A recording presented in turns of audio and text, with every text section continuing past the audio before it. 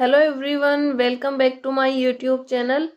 आज हम fundamental rights को आगे पढ़ेंगे। तो आर्टिकल 20 तक फंडामेंटल राइट्स हम पढ़ चुके हैं। आर्टिकल 21 से हम आज स्टार्ट करेंगे आज की क्लास को। तो आर्टिकल 21 और 22 ये हमारे अभी राइट टू फ्रीडम में दो आर्टिकल बचे हुए हैं। राइट टू फ्रीडम आता है हमारा 19 से 22 तक। तो 19 और 20 हमने देख लिए थे। आज हम आर्टिकल 21 और 22 के आगे कंटिन्यू करेंगे। तो आर्टिकल 21 क्या बताता है? Protection of life and personal liberty, कि आपकी लाइफ की और पर्सनल लिबर्टी के प्रोटेक्शन के बारे में आर्टिकल 21 बताता है।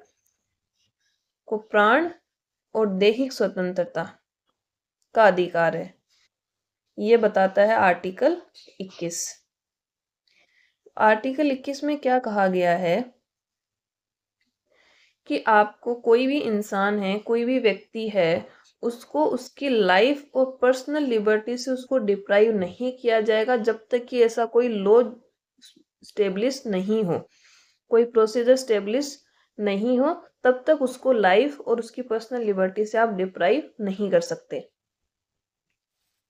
इसका मतलब है कि कोई भी पर्सन है, XYZ कोई भी पर्सन है, उसको अगर जब तक कोई ऐसी प्रोसीजर या कोई प्रक्रिया जो है वो लॉ ने स्टेब्लिश नहीं कर रखी है, तब तक उसको उसके प्राणों से और उसकी दैहिक स्वतंत्रता से, किसी भी व्यक्ति को विधि द्वारा स्थापित प्रक्रिया से हमारा मतलब है कि जो प्रोसीजर ऑलरेडी एग्जिस्ट कर रहा है हमारे कॉन्स्टिट्यूशन में या कोई भी एक्ट बनाकर, वो प्रोसीजर एग्जिस्ट कर रहा है अभी, तो वो हो जाएगा विधि द्वारा स्थापित प्रक्रिया। विधि द्वारा स्थापित प्रक्रिया के बिना किसी भी व्यक्ति को प्राण और उसकी दैहिक स्वतंत्रता से आप वंचित नहीं कर सकते, उसको वंचित नहीं कर सकते। अब इसको अपन डीपली समझेंगे। एक तो होता है हमारा प्रोसीजर स्टेब्लिश्ड बाय लॉ, एक कंसेप्ट होता है ड्यू प्रोसेस ऑफ लॉ। तो ये दो यहाँ पे कंसेप्ट आते हैं। तो प्रोसीजर स्टेब्लिश्ड बाय लॉ तो हमने समझ लिया कि कोई भी प्रोसीजर है जो ऑलरेडी एग्जिस्ट कर रहा है उसको स्टेब्लिश कर दिया गया लॉ बना के, चाहे वो कॉन्स्टिट्यूशन में हो चाहे बाद में एक्ट बना के ऐड किया गया हो, तो वो तो हम होता है हमारा प्रोसीजर स्टेब्लिश्ड बाय लॉ। और ड्यू प्रोसेस ऑफ लॉ होता है, ये इस बात को ध्यान में रखते हुए किसी भी बात पे फैसला दिया जाता है कि जो प्रोसीजर आपने स्टेब्लिश कर रखा है वो राइट है या नहीं है, उसको ध्यान में रखते हुए आप किसी भी डिसीजन पे पहुंचते हैं। तो वो होता है हमारा ड्यू प्रोसेस ऑफ लॉ, विधि की सम्यक प्रक्रिया। तो अब इसको समझने के लिए हम दो केस देखते हैं। आर्टिकल 21 से रिलेटेड दो इंपॉर्टेंट केस हैं, उनको देखते हैं। सबसे पहला है AK गोपालन केस। AK गोपालन केस में सुप्रीम कोर्ट ने ये कहा कि किसी भी व्यक्ति को, यहाँ पे जो आपकी पर्सनल लिबर्टी है उससे क्या मतलब है, इससे रिलेटेड एक केस था AK गोपालन केस। जब ये सुप्रीम कोर्ट में गया तो सुप्रीम कोर्ट ने ये कहा कि पर्सनल लिबर्टी, आपकी दैहिक स्वतंत्रता से मतलब सिर्फ इतना है कि आप जीवित रह सको, सिर्फ जीवित रहना, कि आप सरवाइव कर सको, इसी को उन्होंने दैहिक स्वतंत्रता माना। और कोई भी आपको जो है बंधक नहीं बना सकता,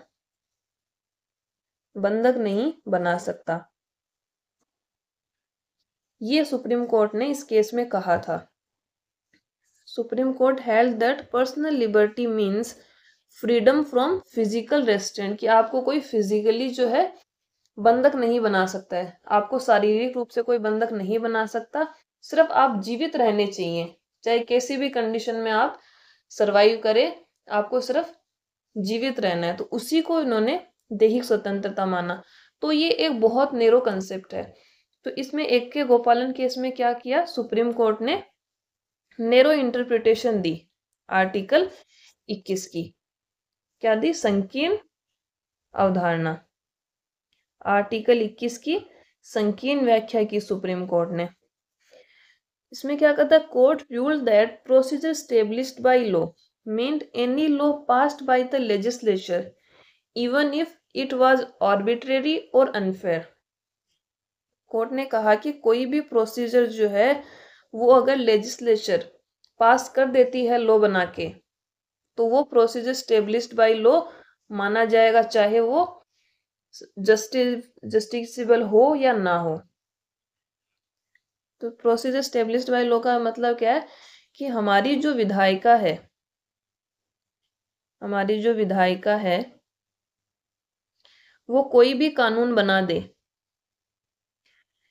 चाहे वो उसका स्वेच्छाचारी हो, आर्बिट्रेरी, या अपन एक तरह से ये कहें कि कोई भी मनमाना कानून ले आए,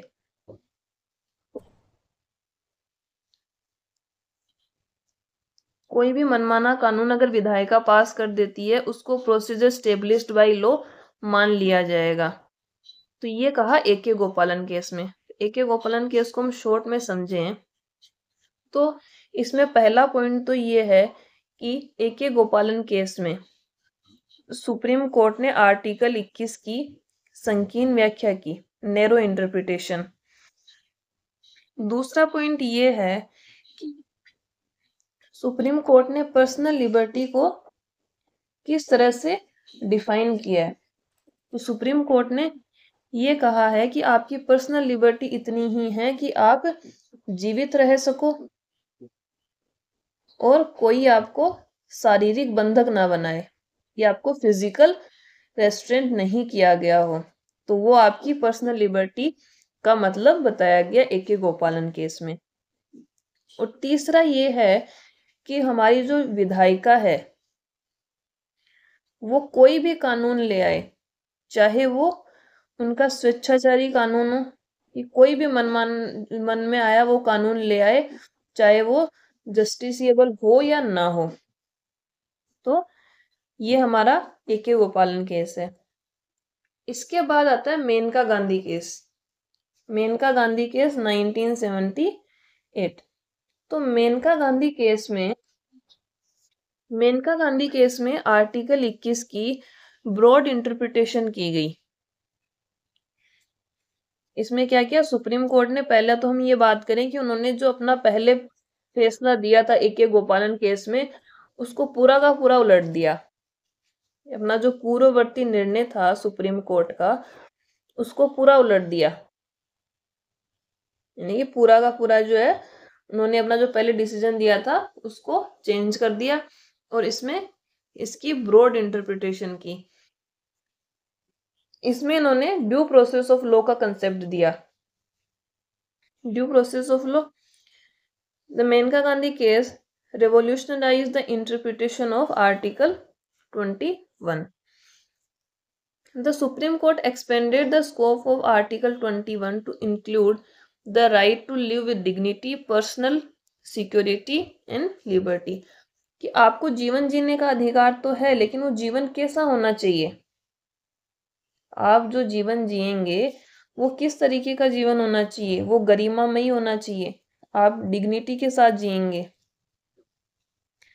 पर्सनल आपकी सिक्योरिटी होनी चाहिए, आपको निजता का अधिकार है। राइट टू प्राइवेसी, निजता का अधिकार। राइट टू प्राइवेसी का कंसेप्ट जो है वो मेनका गांधी केस में ही सुप्रीम कोर्ट ने दिया था। उसके बाद क्या कहा कि it held that the procedure established by law must be just, fair and reasonable. कि विधायिका अगर कोई भी कानून बनाती है, हमारी पार्लियामेंट अगर कोई भी कानून बनाएगी, तो वो जस्ट, फेयर एंड रीजनेबल होना चाहिए। कि आप हर कैसा भी कानून नहीं बना सकते, तार्किक होना चाहिए। आप जो भी लॉ बना रहे हो तार्किक लॉ होना चाहिए, और इसका सुप्रीम कोर्ट जो है वो जुडिशियल रिव्यू भी कर सकता है, इसकी न्यायिक समीक्षा की जा सकती है। ये इसमें सुप्रीम कोर्ट ने कहा। The case overturned the narrow interpretation given in AK. Gopalan and ensured broader protection of fundamental rights. तो हमारा मेनका गांधी केस क्या हो गया कि एक तो सुप्रीम कोर्ट ने जो अपना पहले डिसीजन दिया था AK गोपालन केस में, उसको पूरा का पूरा चेंज कर दिया। इसमें ये कहा कि जो आपने इसमें लिखा है आर्टिकल 21 में प्रोसीजर स्टेब्लिश्ड बाय लॉ, उसका मीनिंग लिया जाना चाहिए ड्यू प्रोसेस ऑफ लॉ से, कि विधि द्वारा स्थापित प्रक्रिया का मतलब किससे लिया जाना चाहिए, विधि की सम्यक प्रक्रिया से। और आर्टिकल 21 का उन्होंने ब्रॉडर कंसेप्ट दिया, ब्रॉडर प्रोटेक्शन दिया फंडामेंटल राइट्स को। इसमें यह कहा कि आप जो जीवन जिएंगे वो डिग्निटी से भरा हुआ होना चाहिए, आपको पर्सनल सिक्योरिटी मिलेगी एंड लिबर्टी। तो आपका जीवन जो वो गरिमामयी होना चाहिए। और इसमें मेनका गांधी केस में ही सुप्रीम कोर्ट ने आर्टिकल 21 में राइट टू प्राइवेसी का कंसेप्ट भी दिया था, निजता का अधिकार। ठीक है, तो ये हमारा हो गया मेनका गांधी केस। तो इसके हम की पॉइंट्स देखें तो आर्टिकल 20 हमारा बताता है protects individual from unjust conviction and self incrimination, जो हमने कल देख लिया था कि ये क्या था कि अगर आपका अपराध जो है वो सिद्ध हो जाता है, उसके बाद भी आपको कुछ राइट्स दिए गए हैं, वो हमने कल देखे थे। आर्टिकल 21 की हम बात करें तो आर्टिकल 21 हमारा क्या है, right to life and personal liberty ensuring dignity and fairness. ठीक है, AK गोपालन केस में नैरो कंसेप्ट दिया था आर्टिकल 21 का, और मेनका गांधी केस में ब्रॉडर इंटरप्रिटेशन दी थी आर्टिकल 21 की, कि आप जो भी लॉ बना रहे हैं वो उचित होना चाहिए, तार्किक होना, लॉजिकल होना चाहिए। आप मनमाने ढंग से कोई भी लॉ नहीं स्टेब्लिश कर सकते हैं, और जो लॉ स्टेब्लिश किया जाएगा उसका सुप्रीम कोर्ट जुडिशियल रिव्यू या न्यायिक समीक्षा कर सकता है। इसके बाद article 21A right to education. Article 21 जो है वो 86th कॉन्स्टिट्यूशन अमेंडमेंट 2002 से ऐड किया गया। इसमें क्या कहा कि 6 से 14 साल तक के जो बच्चे हैं, 6 से 14 साल तक के बच्चों को कंपल्सरी और free education, free and compulsory, कि आपको निशुल्क और अनिवार्य शिक्षा दी जाएगी 6 से 14 साल तक के बच्चों के लिए।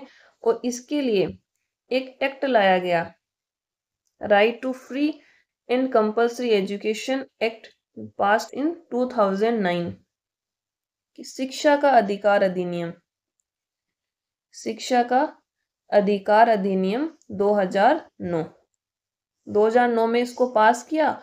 और 1 अप्रैल 2010 से इसको लागू कर दिया। और जो हमारा राइट टू एजुकेशन है, ये पहले हमारा फंडामेंटल राइट नहीं था, इसको कब जोड़ा है, 86वें संविधान संशोधन 2002 से जोड़ा है। ये पहले DPS भी था, आर्टिकल 45 में ये पहले DPS भी था। और जो हमारा एक्ट बनाया है राइट टू एजुकेशन का, इसमें ये प्रोविजन किया है कि गवर्नमेंट स्कूल में तो 6 से 14 साल तक के बच्चों को फ्री एजुकेशन मिलेगी ही। जो हमारे प्राइवेट स्कूल हैं उनमें भी 25% सीट जो हैं वो गरीब बच्चों के लिए रखी जाएंगी, और उनकी जो फीस होगी वो गवर्नमेंट पे करेगी। तो ये हो गया हमारा आर्टिकल 21A। आर्टिकल 21 से राइट टू एजुकेशन से रिलेटेड है। 86वें संविधान संशोधन 2002 से जोड़ा गया है, पहले DPS भी था। आर्टिकल 45 में 6 से 14 साल तक के बच्चों को फ्री एंड कंपल्सरी एजुकेशन दी जाएगी। और ये एक्ट पास किया गया 2009 में, इम्प्लीमेंट हुआ 1 अप्रैल 2010 को। और प्राइवेट स्कूल भी जो 25% सीटों पर जो गरीब बच्चे हैं उनको एडमिशन देंगे, और उनकी फीस जो है वो सरकार वहन करेगी। ये हो गया हमारा आर्टिकल 21A। इसके बाद आर्टिकल 22 पे चलते हैं। आर्टिकल 22 है हमारा protection against arrest and detention in certain cases, कि किसी भी पर्सन को अगर अरेस्ट कर लिया गया है या उसका डिटेंशन किया गया है कुछ केसेस में, तो उसके बाद उसके पास कौन से राइट्स हैं जो उसको प्रोटेक्ट करेंगे, कि किसी भी पर्सन को अगर गिरफ्तार किया गया है या उसको निरोध किया गया है, गिरफ्तारी और निरोध के समय उसको क्या क्या प्रोटेक्शन है उनकी हम बात करते हैं। तो इसमें अगर अरेस्ट किया जा रहा है किसी भी पर्सन को तो उसके पास 3 राइट हैं। किसी भी पर्सन को अगर गिरफ्तार किया जा रहा है तो उसके पास गिरफ्तारी के टाइम 3 राइट उसको दिए हैं। पहला है कि उसके पास कारण जानने का अधिकार है कि उसको अरेस्ट क्यों किया जा रहा है। किसी भी पर्सन को अगर पुलिस अरेस्ट करने आती है तो उसको बिना कारण बताए पुलिस उसको गिरफ्तार नहीं कर सकती। उसको पूरा राइट है कि वो पहले जाने कि उसको क्यों अरेस्ट किया जा रहा है। दूसरा है कि जब उसको अरेस्ट किया जा रहा है तो वो अपने वकील से परामर्श ले सकता है, वकील से परामर्श ले सकता है। उसका जो भी लॉयर है उससे वो कंसल्ट कर सकता है। और तीसरा है जो कि सबको पता ही होता है कि अरेस्ट करने के बाद कितने टाइम बाद, 24 घंटे के बाद उसको मजिस्ट्रेट के सामने पेश करना होगा। 24 घंटे से ज्यादा तक आप उसको बिना मजिस्ट्रेट के सामने पेश किए उसको आप अरेस्ट करके नहीं रख सकते हैं। इसमें एक चीज ध्यान रखिएगा कि इसमें जो ट्रेवलिंग का टाइम है वो इंक्लूड नहीं होता है। ठीक है, मान लो किसी भी पर्सन को 9 PM पे पुलिस ने अरेस्ट किया, 1 घंटा उसको पुलिस स्टेशन ले जाने में लग गया 10 PM, तो पुलिस के पास अगले दिन के 10 PM तक का टाइम रहेगा कि वो उसको जज के सामने लेके जाए। ये 1 घंटा जो है जो कि ट्रेवलिंग में लग गया वो इसमें काउंट नहीं होगा। अब इसमें आर्टिकल 22 में ये जो राइट है, जो अरेस्ट करने पर किसी भी पर्सन के पास राइट दिए हैं, ये 2 पर्सन को नहीं मिलते हैं। पहला, एलियन की एनिमी कंट्री का कोई सिटीजन है तो उसको ये राइट नहीं मिलेगा कि हमारा कोई भी शत्रु देश है, हमारा किसी देश के साथ वॉर चल रहा है या उनके साथ रिलेशन अच्छे नहीं हैं, तो उस देश के किसी नागरिक को अगर गिरफ्तार किया जाए तो उसको ये राइट नहीं मिलेंगे। दूसरा है a person detained under prevention detention law, कि अगर निवारक निरोध कानून के तहत अगर किसी को अरेस्ट किया गया है, डिटेन किया गया है, तो उसको ये राइट नहीं मिलेंगे। तो आर्टिकल 22 में हमने क्या देखा कि अगर किसी भी पर्सन को अरेस्ट किया जा रहा है तो उसके पास 3 राइट होते हैं।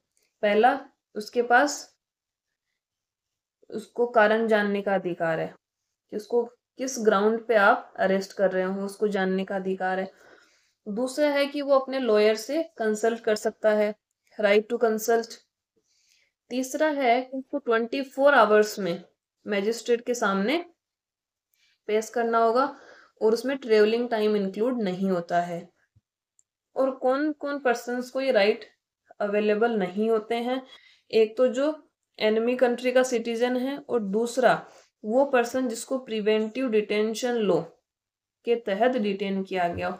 अब प्रिवेंटिव डिटेंशन लॉ क्या होते हैं? निवारक निरोध कानून होते हैं कि अगर गवर्नमेंट को ये लगता है कि हाँ ये अपराध करने की संभावना है इस पर्सन की, तो उस पे बहुत सारे गवर्नमेंट ने लॉज बना रखे हैं, तो उसके तहत उसको अपराध करने से पहले, जुर्म करने से पहले ही उसको डिटेन कर दिया जाता है कि हाँ हमें लग रहा है कि आप कोई भी क्राइम कर सकते हैं, और उससे पहले किसी को अरेस्ट कर लिया जाए तो वो प्रिवेंटिव डिटेंशन लॉ के तहत उनको अरेस्ट किया जाता है। तो ये तो हो गया कि नॉर्मल किसी को अरेस्ट कर रहे हैं, नॉर्मल गिरफ्तारी हो रही है उससे रिलेटेड। अब हम देखेंगे कि अगर किसी को प्रिवेंटिव डिटेंशन लॉ के तहत गिरफ्तार किया जा रहा है तो उसको भी कुछ राइट दिए गए हैं, वो हम देखते हैं। Person arrested under preventive detention laws is provided with some right, तो इनको भी कुछ राइट दिए हैं। तो इनको पहला राइट तो ये दिया है कि इनको आप अधिकतम 3 माह तक, अधिकतम 3 महीने तक आप इनको अरेस्ट करके या डिटेन करके रख सकते हैं, मैक्सिमम ऑफ 3 मंथ्स। दूसरा है कि इनको भी कारण जानने का अधिकार है। कारण जानने का अधिकार तो है, लेकिन इनको पब्लिक इंटरेस्ट में या जनहित में कारण बताने से मना भी कर सकती है पुलिस की। आपको पब्लिक इंटरेस्ट के तहत जो है आपको हम इन्फॉर्म नहीं कर सकते। और तीसरा है कि किसी भी पर्सन को जिसको डिटेन किया गया है उसको अपने रिप्रेजेंटेटिव के थ्रू, अपने प्रतिनिधि के थ्रू, तीसरा पॉइंट है कि उसका कोई भी प्रतिनिधि जो है वो कोर्ट में जाके, न्यायालय में जो है वो अपील कर सकता है।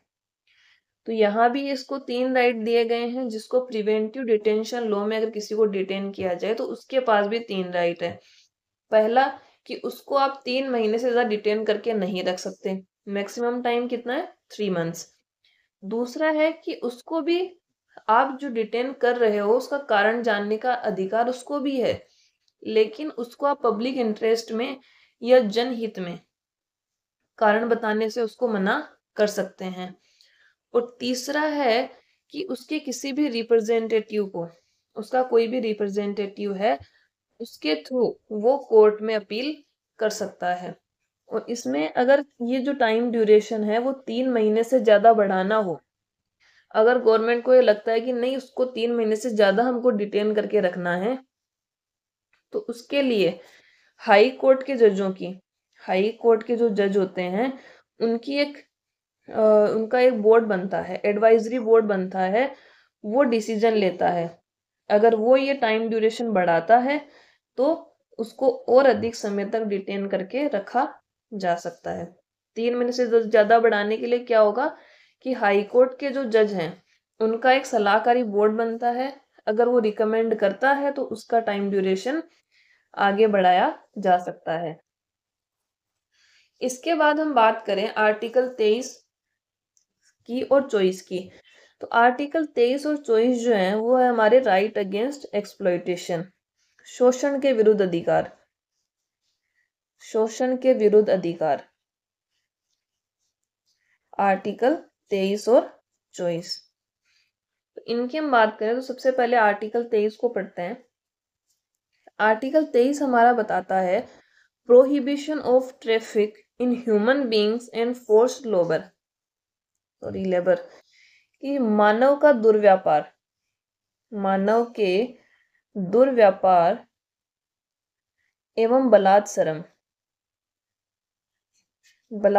का प्रतिषेध, कि ये एक तो ह्यूमन ट्रैफिकिंग के लिए मना करता है और दूसरा फोर्स्ड लेबर के लिए ये आपको प्रोहिबिट करता है। आर्टिकल 23 हमारा क्या है कि ह्यूमन ट्रैफिकिंग और फोर्स्ड लेबर जो है वो इलीगल है, गैर कानूनी है।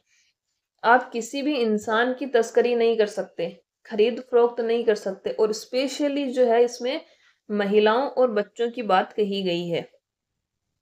मनुष्य में ये भी नहीं है कि अगर स्पेशली आपने ये मेंशन कर दिया कि स्पेशली महिलाओं और बच्चों की तस्करी नहीं हो सकती, तो इसमें पुरुषों की भी तस्करी नहीं हो सकती है। ह्यूमंस में कोई खरीद फरोख्त नहीं होगी। तो ह्यूमन ट्रैफिकिंग तो हमारा ये हो गया। दूसरा है फोर्स्ड लेबर। फोर्स्ड लेबर का मतलब है कि आप किसी से बिना उसकी मर्जी के जबरदस्ती कोई काम करवा रहे हैं, तो वो हो जाएगा आपका बलात्सरम। तो यही इसमें लिखा है, human trafficking any form of trafficking that exploits individuals especially women and children are prohibited, कि किसी भी तरह की तस्करी पे रोक लगाता है। दूसरा है कि ये बेगार सिस्टम और फोर्स्ड लेबर, की जो बेगार प्रथा है, बिना काम दे के, बिना पैसे देके काम करवाना, और फोर्स्ड लेबर क्या हो गया कि बिना उसकी इच्छा के जबरदस्ती उससे काम करवाना। और अगर इसमें अगर कोई ऐसा करता है तो उसके लिए, उसको पनिश करने के लिए कुछ लॉ बनाए गए हैं।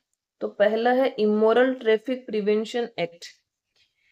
पहला कौन सा है? अनैतिक तस्करी अधिनियम, अनैतिक तस्करी अधिनियम 1956। और दूसरा है, ये तो ह्यूमन ट्रैफिकिंग को रोकने के लिए हो गया।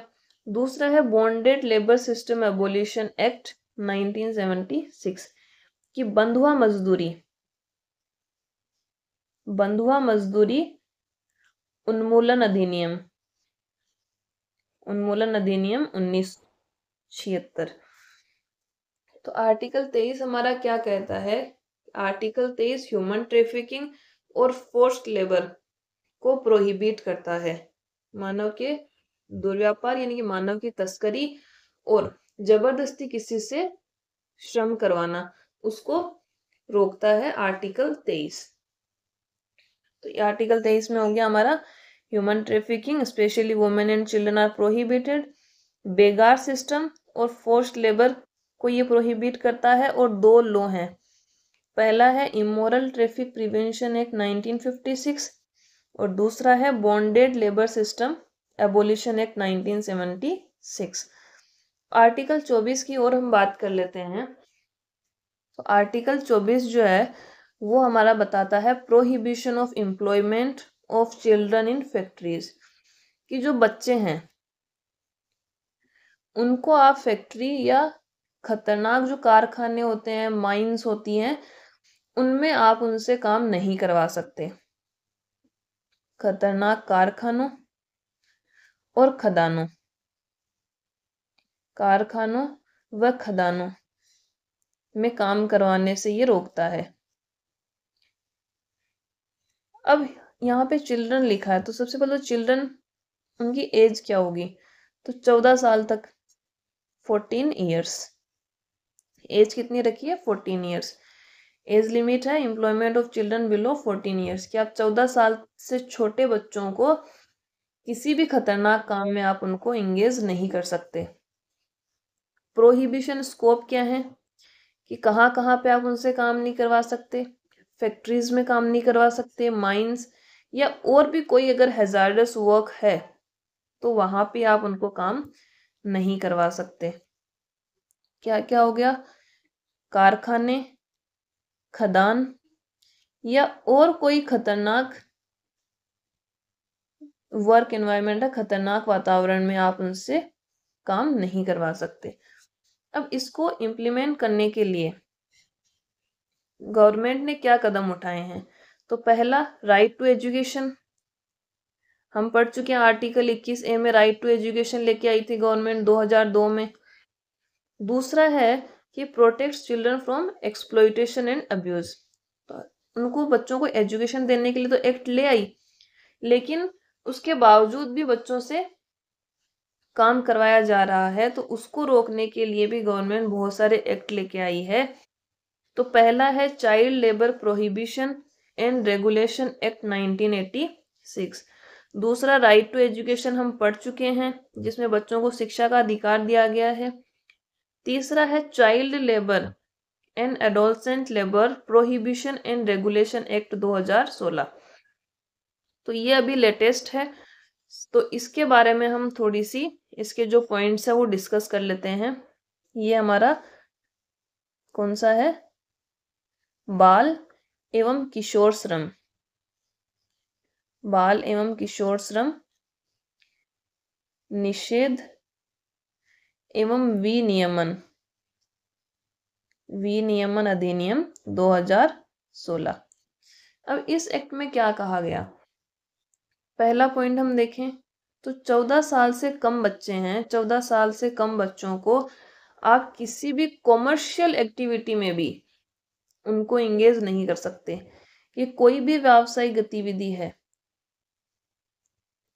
कोई भी व्यावसायिक गतिविधि, इसमें ये नहीं कि आप किसी मतलब ढाबे पे उनसे काम करवा रहे हैं, बोले ये तो कोई खतरनाक काम नहीं है। किसी भी परचून की दुकान पे या किराने की दुकान पे आप उनसे काम करवा रहे हैं, तो ये भी आप 14 साल से कम बच्चों से ये भी नहीं करवा सकते। हाँ, घर में आप उनसे छोटा मोटा काम करवा सकते हैं, ठीक है। दूसरा पॉइंट हमारा ये कहता है कि 14 से 18 साल तक के जो बच्चे हैं उनको आप कॉमर्शियल एक्टिविटी में तो काम करवा सकते हैं, लेकिन वो जो है हैजार्डस नहीं होना चाहिए। आप उनसे खतरनाक व्यवसायों में काम नहीं करवा सकते। ठीक है। और तीसरा जो है, इसमें फिर सजा के प्रावधान बताए गए कि अगर कोई इन नियमों का उल्लंघन कर रहा है तो उसको क्या सजा होगी।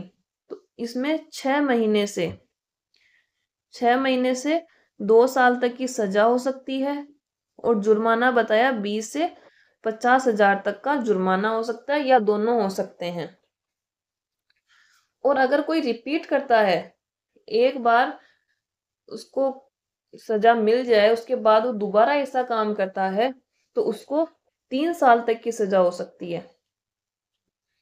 तो ये हो गया हमारा आर्टिकल 14। आर्टिकल 14 में हमने क्या देखा कि जो छोटे बच्चे हैं उनसे आप कारखानों में, खदानों में, इनमें काम नहीं करवा सकते 14 साल से कम बच्चों के लिए। एज लिमिट कितनी है? 14 साल।